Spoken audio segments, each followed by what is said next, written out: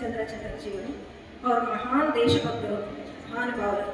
ನಿಜವಾಗಲೂ ನಮ್ಮ ದೇಶದ ಮೂಲೆ ಮೂಲೆಯನ್ನ ಯಾವ ರೀತಿ ಇದೆ, ನಮ್ಮ ದೇಶ ಹೇಗಿದೆ, ನಾವು ಹೇಗಿದ್ದೀವಿ, ಅದನ್ನೆಲ್ಲ ಈ ಗೀತೆಯಲ್ಲಿ ಜೋಡಣೆ ಮಾಡಿದ್ದಾರೆ. ದೇಶಭಕ್ತಿ ಗೀತೆಯನ್ನ ಒಂದು ಪೇರ ಹಾಡಲಿಕ್ಕೆ ಮಾತ್ರ ಅವಕಾಶ ಮಾಡಿಕೊಟ್ರು, ಸಂಪೂರ್ಣ ಯಾವತ್ತೂ ಹಾಡಲಿಕ್ಕೆ ಬಿಟ್ಟಿಲ್ಲ. ಇವಾಗ ನಮ್ಮ ಪ್ರಧಾನಮಂತ್ರಿಗಳು ನರೇಂದ್ರ ಮೋದಿಜಿಯವರು ಈ ಹಾಡನ್ನ ಎಲ್ಲರಿಗೂ ಅರ್ಥ ಆಗಬೇಕು, ಮನೆ ಮನೆ ತಲುಪಬೇಕು, ಮೂಲೆ ಮೂಲೆ ಹಳ್ಳಿಯವರೆಗೂ ಗೊತ್ತಾಗಬೇಕು.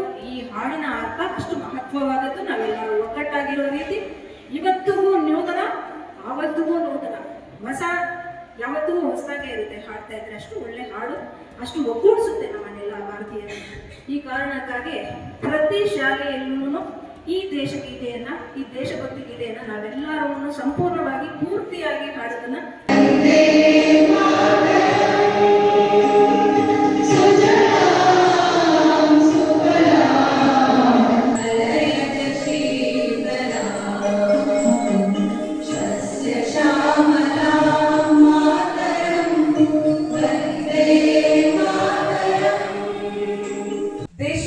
ಸ್ವದೇಶಿ.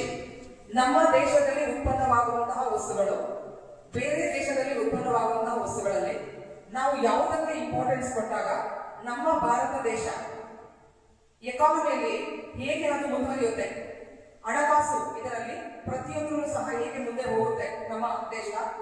ಆತ್ಮನಿರ್ಭರ ಭಾರತ ಗೊತ್ತಾ ನಿಮಗೆ? ಯಾವ ಕೇಳಿದ್ದೀರಾ? ಯಾರನ್ನ ಹೇಳಿರೋದು ಅಥವಾ ಏನನ್ನ ನ್ಯೂಸ್ ಅಲ್ಲಿ ಆತ್ಮನಿರ್ಭರ ಭಾರತ ಅನ್ನೋ ಒಂದು ಪದಗಳನ್ನ ಎಲ್ಲನ್ನ ಕೇಳಿದ್ದೀರಾ?